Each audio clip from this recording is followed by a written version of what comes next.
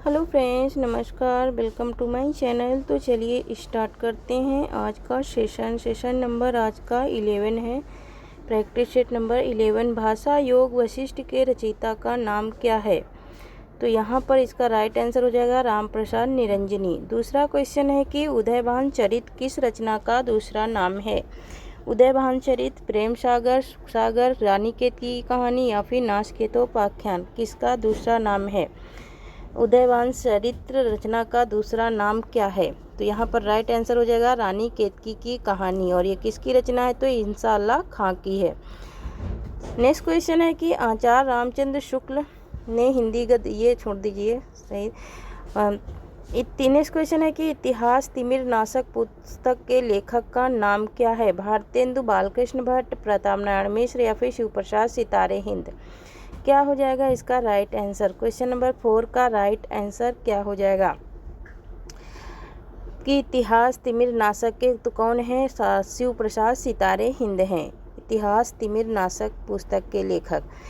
पांचवा क्वेश्चन है कि मानव धर्म सार पुस्तक के रचयिता का नाम बताइए। राजा लक्ष्मण सिंह, शिव प्रसाद सितारे हिंद, बालकृष्ण भट्ट या फिर अध्यापक पूर्ण सिंह, क्या हो जाएगा इसका राइट आंसर? मानव धर्म सार पुस्तक के लेखक का नाम बताना है तो राजा शिव प्रसाद सितारे हिंद इनका पूरा नाम है। ठीक है, ये मानव धर्म सार पुस्तक के लेखक हैं। हमारे मत में हिंदी और उर्दू दो बोलियां न्यारी न्यारी हैं, यह कथन किस लेखक का है? सर सैयद अहमद खां का, राजा लक्ष्मण सिंह का या फिर सितारे हिंद का या फिर इंशाअल्लाह खां का?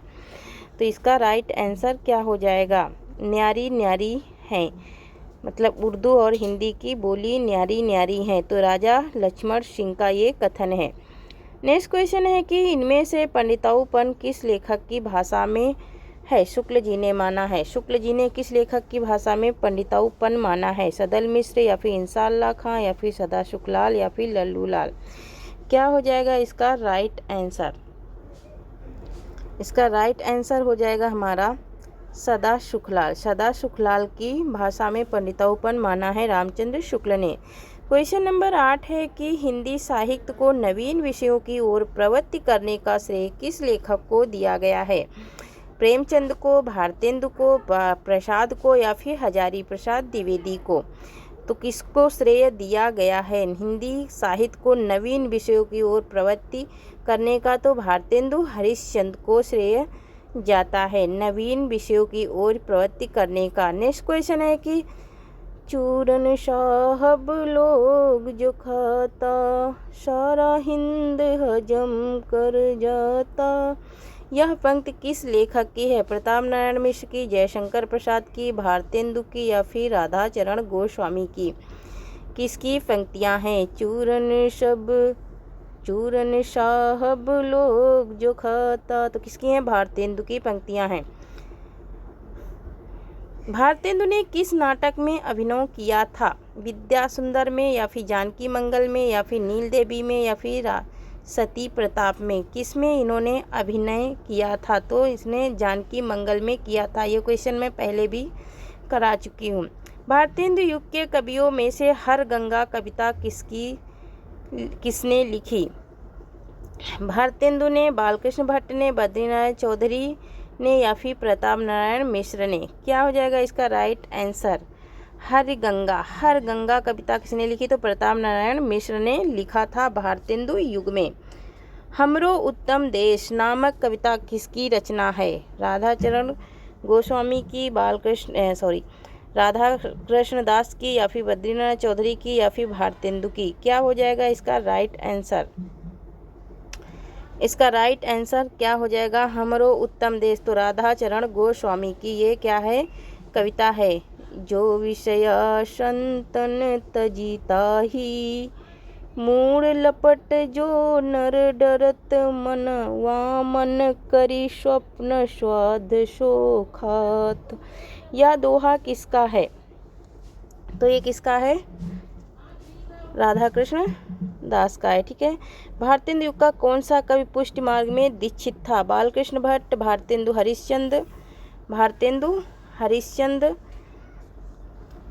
बद्रीनारायण चौधरी या फिर प्रताप नारायण मिश्र? क्या हो जाएगा इसका राइट आंसर?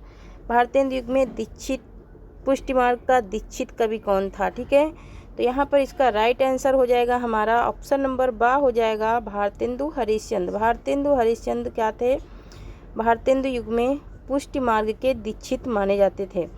इनमें से कौन सी प्रवृत्ति भारतेंदु काल की है। भाषा में लक्षणिकता, समस्या पूर्ति, इतिवृत्तात्मकता या फिर संस्कृत पूर्ण वृत्तों का प्रयोग। तो इतिवृत्तात्मकता तो छायावाद की क्या है, प्रवृत्ति है।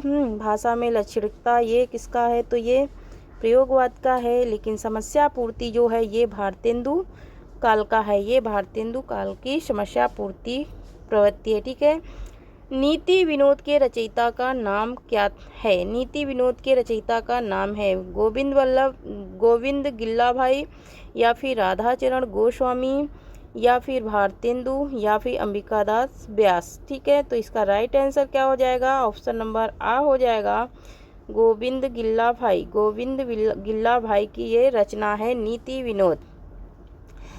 18 नंबर क्वेश्चन है कि वे प्राचीन और नवीन का योग इस ढंग से करते थे कि कहीं से जोड़ नहीं जान पड़ता था। भारतेंदु युग के कवियों के विषय में यह टिप्पणी किसकी है। रामविलास शर्मा की, आचार्य रामचंद्र शुक्ल की, डॉक्टर नागेंद्र की या फिर आचार्य हजारी प्रसाद द्विवेदी की। तो यहाँ पर राइट आंसर क्या हो जाएगा, तो यहाँ पर राइट आंसर हो जाएगा आचार्य रामचंद्र शुक्ल।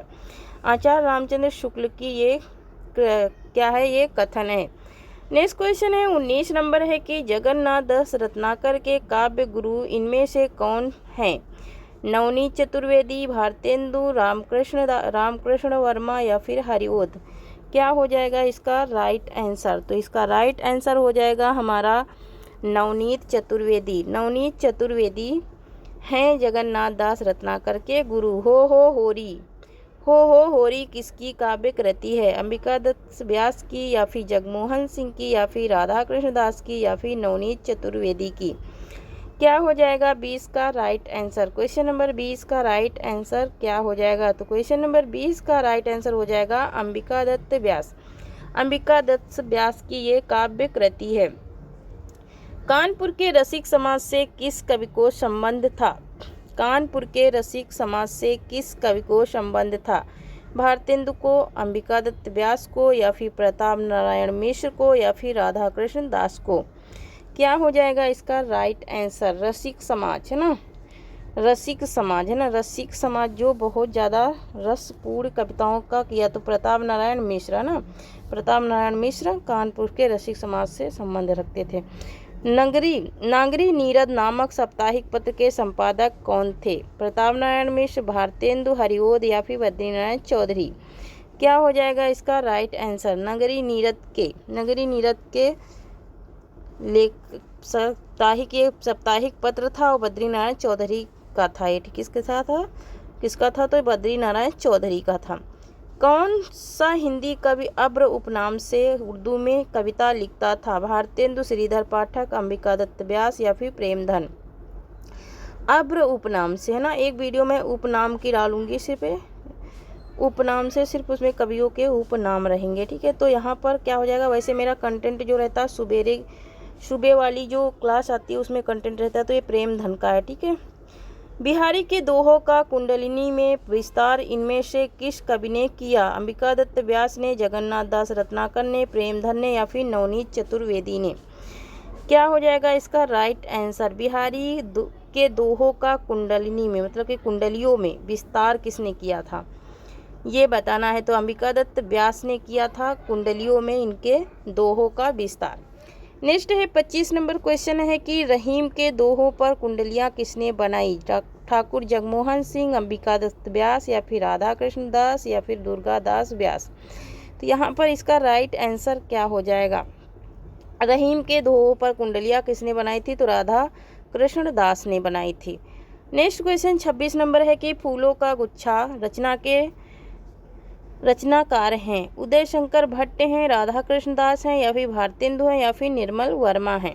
ओके, फूलों का गुच्छा यह एक कविता है, ये किसकी है, तो ये भारतेंदु की है। किसकी है ये, भारतेंदु की है। प्रेम संपत्ति लता के रचनाकार कौन है, प्रेम संपत्ति लता के रचयिता कौन है।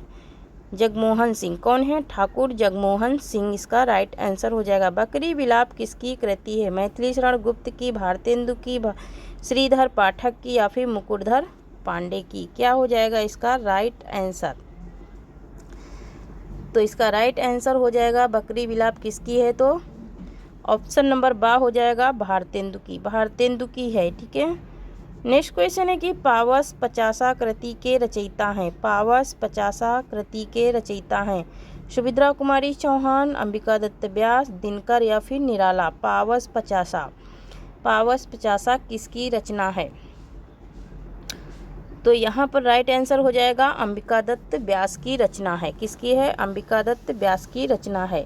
नेक्स्ट क्वेश्चन नंबर 30 है कि शुकविशतसई कृति के रचनाकार हैं नाथूराम शर्मा, शंकर या फिर राधा कृष्ण दास या फिर अंबिका दत्त व्यास या फिर गया प्रसाद शुक्ल? ठीक है, इनका पूरा नाम क्या है? गया प्रसाद शुक्ल शनि ही है ना, तो अंबिका दत्त व्यास हैं शुकविशतसई कृति के रचनाकार। हार्दिक हर्षादर्श 31 नंबर क्वेश्चन है। हार्दिक हर्षादर्श किसकी रचना है? बालकृष्ण भट्ट की, प्रेमधन की या फिर सुभद्रा कुमारी चौहान की या फिर दिनकर की? हार्दिक हर्षादर्श, हर्षादर्श किसकी रचना है? ठीक है, हार्दिक हर्षादर्श किसकी रचना है? तो प्रेमधन की है, प्रेमधन की ये रचना है हार्दिक हर्षादर्श। ठीक है। नेक्स्ट क्वेश्चन देखेंगे, हार्दिक हर्षादर्श किसकी है? तो प्रेमधन की रचना है ना, बद्रीनारायण प्रेमधन। पूरा नाम इनका क्या है? बद्रीनारायण प्रेमधन है ना। और आनंद कदावनी की भी इन्होंने क्या किया है? संपादन ये करते थे। कहाँ से करते थे? तो मिर्ज़ापुर से करते थे। उर्दू का श्यापा के रचनाकार हैं माखनलाल चतुर्वेदी, रामनरेश त्रिपाठी, भारतेंदु या फिर रामचरित उपाध्याय? क्या हो जाएगा इसका राइट आंसर? 32 नंबर का राइट आंसर क्या हो जाएगा? क्वेश्चन नंबर 32 का राइट आंसर हो जाएगा भारतेंदु। भारतेंदु की ये रचना है उर्दू का श्वेपा। ठीक है, उर्दू का श्वेपा रचनाकार कौन है? भारतेंदु हैं। ठीक है, इन्होंने उर्दू का श्वेपा नाम से रचना की थी। ठीक है। नेक्स्ट क्वेश्चन है हमारा क्वेश्चन नंबर 33 है।